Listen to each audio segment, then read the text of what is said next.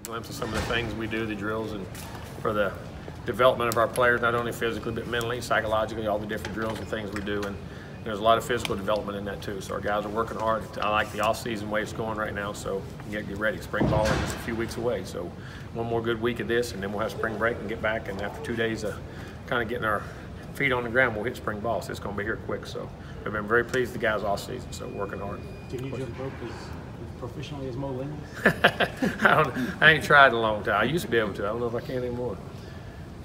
There are a couple of veterans that you've noticed have taken major steps. You know something, I've taken a lot of those guys. I'm not just, our young guys have jumped, our older guys, and I think they understand now the importance of how we do things and why we do things and the culture we're trying to create. And there's been, I couldn't sit here and name just a couple guys like that. I've been very pleased with a lot of guys, I really have. Who's been the most impressive freshman that's come in, early enrollee? All 8 guys have come in, act like they've been there 2 years. Did you notice any of them out of whack, like dragging or doing it? And it's been that way from day one. It's been one of the most amazing things I've had. These kids are, all 8 were very mature, I think, mentally and psychologically to accept, it's not just physically, but accept all the changes and have adapted very quickly. I've been very pleased with all of them. Do you think Leal's going to play in the spring? No, he won't be in the spring. Because he had what they did, they sewed, he's a very slight tear in his cartilage, but they could sew it. By sewing it, they keep you out longer. That way you don't ever lose the cartilage. So he'll miss the spring, but he'll be right after. He'll be full spring all summer and ready for camp, unfortunately. But that way we didn't have. If he'd have clipped it, if it had been one that had clipped, he'd been back in 2 weeks. But, you know, he did that, so we elected to sew it, so he'll be fine. What's his role going to be like in the fall when he comes back? Oh, I have no idea. We'll have to wait and see. I mean, he's a great player. We were very happy to get, I think, one of the top players in the country. So, you know, hopefully he'll make an impact on us. But, I mean, I can't say that until he goes out and plays. So Bobby Brown played a lot of end, but how impressive does that guy look? Do you think he'll move inside next year? You know, he'll be on the outside and inside. Okay. I mean, he'll play out there, but he'll go inside, too, as a maneuver and move him around. I mean, he's 328, 330 pounds that can move and run.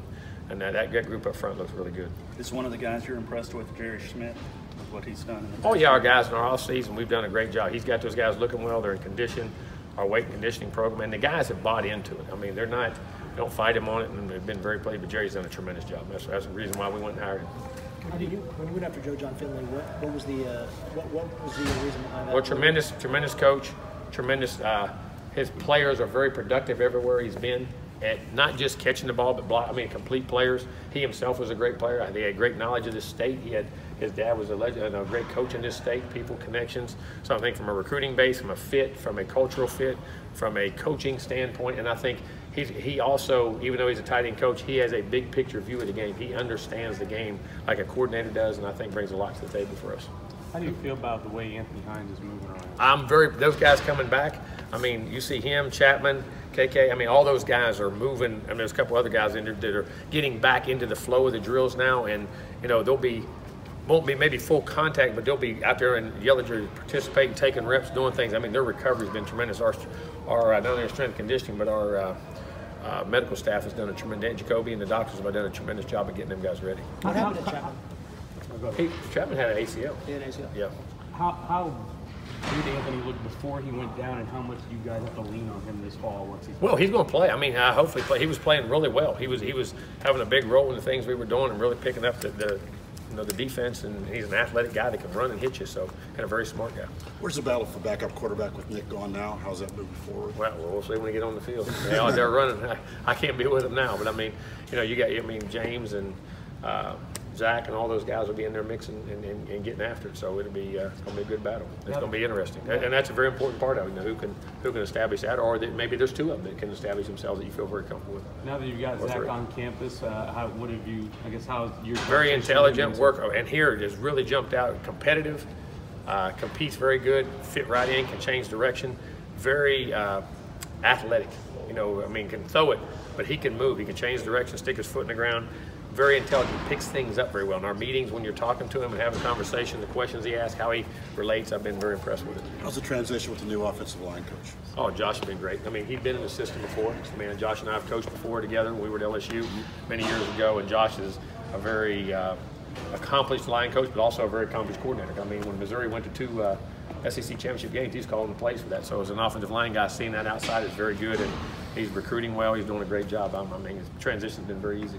Coach, in the session that we saw today, what are the things you're looking for that you want to see your guys First of all, we always talk about toughness, effort, discipline, and pride and grit. But being able, then also the balance today was more of an agility day, balanced body control, being able to stick your foot in the ground with force, change direction, accelerate in the other direction or up or whatever you got to do. That's football, and develop the lower body. Football's a lower body game, lower body flexibility. It's played low to high, and you got to be able to stick your foot in the ground, change, and be explosive from the ground up with knees bent, and trying to do that at full speed technique and controlling your body as you're doing it.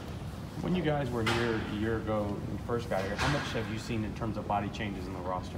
Drastically, and I think two things. One, we're understanding how to lift, and we're doing that. I think we're understanding how to eat better. I think we're understanding being disciplined on where we have to be weight-wise, whether we're gaining, whether we're losing, and the importance of, and also identifying the weaknesses in whether we needed upper body strength, lower body strength. I think we've identified those and had enough time to work at it.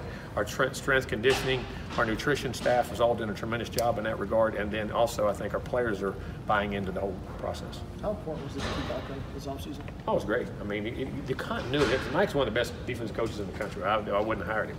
But to be able to keep him in the continuity we got going into the second year is tremendous, and we're blessed to keep him, that's for sure. How do you feel about the player leadership out there? Love it. Guys are taking ownership. As you know today, you didn't hear me yell one time. I mean, guys, you didn't hear me. I mean, I haven't. It's been that way this whole camp. I mean, a few times you have to get on a guy here and there and remind them, and then as soon as you go to, other players are tapping guys on the show. I think their acceptance that it's their team and trying to take it over, and you see a multitude of guys doing it. And they're learning to communicate with each other. And what I mean by that is, some guys get offended when another guy gets on you, but no, it's just part of our culture. Hey, I saw it. Hey, pick it up, let's go, move on. And the guys not only leading better, but accepting leadership better. That's a big part of it too. Was there something that Mike did specifically on defense that you were really impressed with that first year?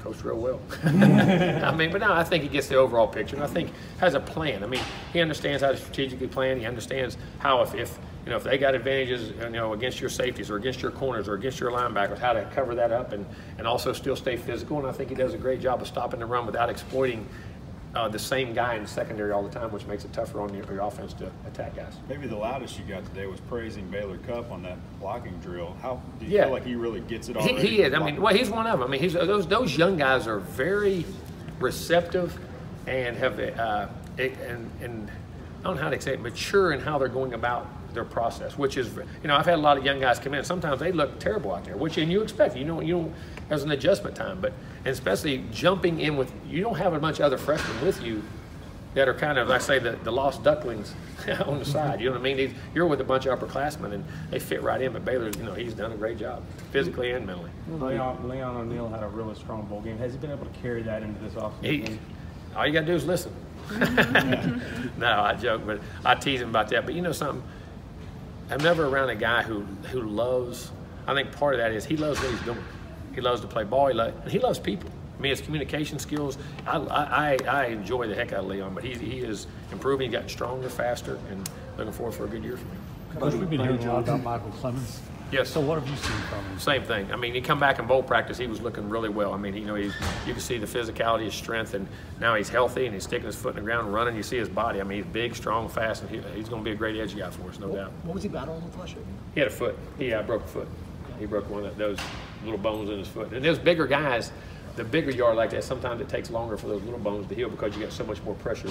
And then when a guy that's athletic like that, there's a lot of force behind him. He's 275 pounds, so that's a different force than a guy 210 or 15 or something putting on your foot. Right. But Buddy Johnson looks like he's taking care of himself in the offseason. He really has. Strength, conditioning. He was nicked and knacked there at the end of the year, but has really gotten over that and has had a really good, strong offseason. Looks really good physically. With how long Clemens and Chapman kind of sat out for a while, Chapman hasn't played in 2 years. What kind of impact, or how long does it take them to get up to game speed? Well, that's we'll see. But I think in practice, Clemens was very close, and I hear he seems to be, and Chap is. When we've modified him. He looked really good, and we pulled him back on purpose so he doesn't injured, and we'll crank him back up next week. But when he went last week full speed, he looked at game speed. Is there a position that Mike likes him at in the future? What's that? No, we'll play him. We'll play nickel, safety, a little bit of corner. We'll mix him around to where he fits. Do you get a sense that your guys are excited for the start of spring practice? Yeah, I do. I really do. I think they're looking forward to it, and I think feel confident and they know what to expect this year. I mean, they're coming in now. We had success at the end of the year. We had a solid season, and I think their assignments, the culture, how we work, what we do, what we expect. There's a comfort zone there, but I think there's a real sense of there. It's not a comfort zone where I'm relaxing. It's a comfort zone. Okay, I understand what they want now. Let's go get better. What about you? Because obviously it was a little bit of a chaos when you got here. Oh, no doubt. In the transition. Too So busy. how's this I've offseason been busy coaching players. That's coaching coaches. Mm-hmm. You're coaching coaches. You're coaching Smitty. You're coaching your trainers. You're coaching everybody the way you want the culture of the place, which is a whole process. And then our guys have picked that up. I mean, and I'm anxious to see these guys. I'm anxious to see how we can build and grow and get better. Has it felt like a smoother offseason for you? Oh, much better because just of knowing what to do and the players accepting the accountability part of it. I mean, you sense that from them. Do you expect a lot more programs to be active in the grad transfer market after spring ball? Is that something that people kind of? That could be. I mean, because some guys will have to wait. You know what I mean? But it could be or could be. I'm sure there'll be 4, 5, or 6 more guys, and whatever 100 portal guys jump in there, and whatever else goes on. I mean, that's just part of college football now. No, it's a kind of a year-round thing now. But how do you feel about where you guys are in the 2020 class, recruiting-wise? I mean, evaluation-wise, I think we've done a good job. Guys are working. The relationships seem really good. And, I think, the evaluations we're making are the guys that we think are good players that we think we have good relationships with and have a chance with. Anything else? Coach, thanks for Thank your y'all. time. You have a great day.